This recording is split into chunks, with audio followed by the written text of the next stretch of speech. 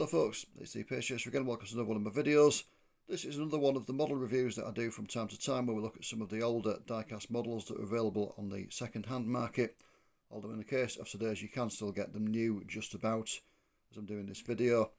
And today we're going to look at exclusive first editions EFE catalogue number 17225, the Leyland National Mark 1 long in the livery of Burnley and Pendle. So I'll take it out of the box and we'll see what we've got. So some time ago I reviewed one of the earlier Leyland National releases from EFE, the 10 metre long green line version, which was done I think in 1995. This is one of the later releases. It was released in November 2010 and there are some detail differences compared to the earlier models. It is one of the longer ones, whereas the green line one was a shorter one. I'll just show you the difference. EFE have modelled it correctly. Put a shorter one next to it. You can see the difference in length there. So we'll have a look round. This one represents Burnley and Pendle's fleet number 23, registration HNL 159N, on route 23 to Milton Street in Paddingham, and the rail bus was new to Tannenway PTE and it was bought by Burnley and Pendle second hand in the early 1980s. So the front looks pretty decent, as always on EFE Leyland Nationals. The panel lines are maybe a little bit heavy, but it doesn't look too bad at all. The lights are the right shape, the windscreen looks decent.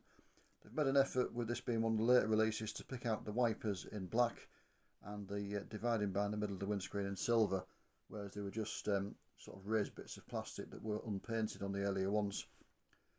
Burnley fitted a modified cab ventilation system to their Leyland Nationals, which involved putting a grille in to the front panel in there, and they also painted that front panel in the cream body colour rather than picking out in black, and that's been faithfully represented here.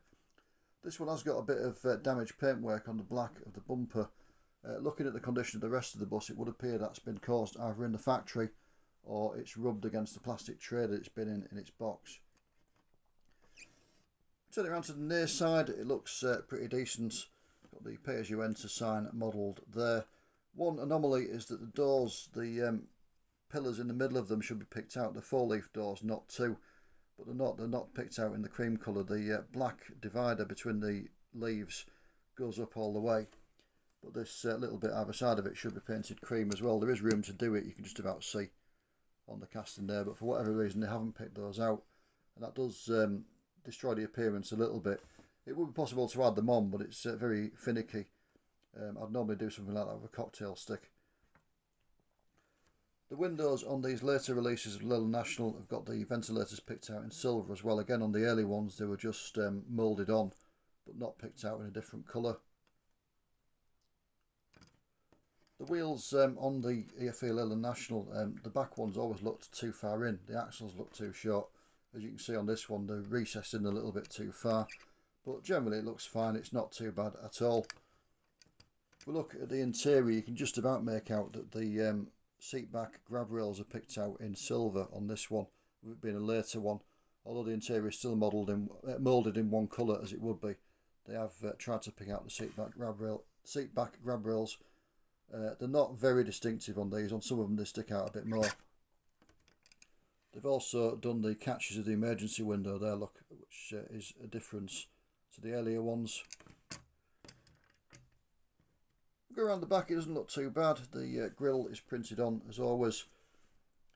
The registration plate's over to one side, which it shouldn't be. It should be in the middle, in a recess, although the recess was never modelled on the EFE ones, but it should be slightly over, sort of to the left of itself a little bit.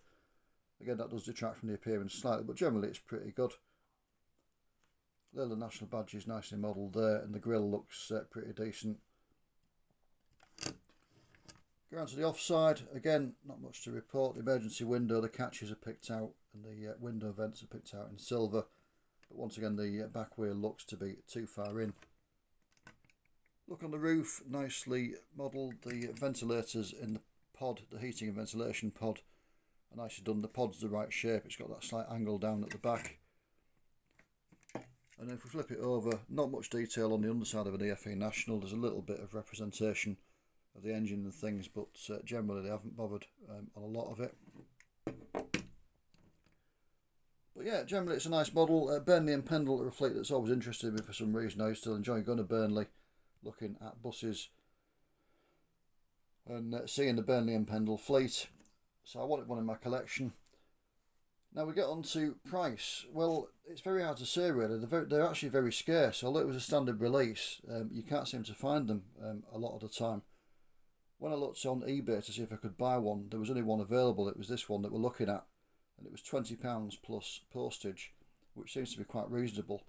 Unfortunately, shortly afterwards, I'm doing this in March 2024, I went on TTC Diecast website and they're advertising a few new ones that they still had in stock for the reduced price of £16.95 plus postage. So I probably got it cheaper. So if you are watching this at the time I've done it in about March 2024, you may still be able to get some new ones from TTC Diecast. Otherwise, you are looking at the second-hand market, and like I say, for some reason it's very scarce. You know, it was a standard release. It wasn't a limited edition, but it does seem that the people who bought them are holding on to them and not really for sale. But as I say, if you want a benchmark, what I paid for this one on eBay was £20 plus, I think it was £6 postage. So that's your benchmark.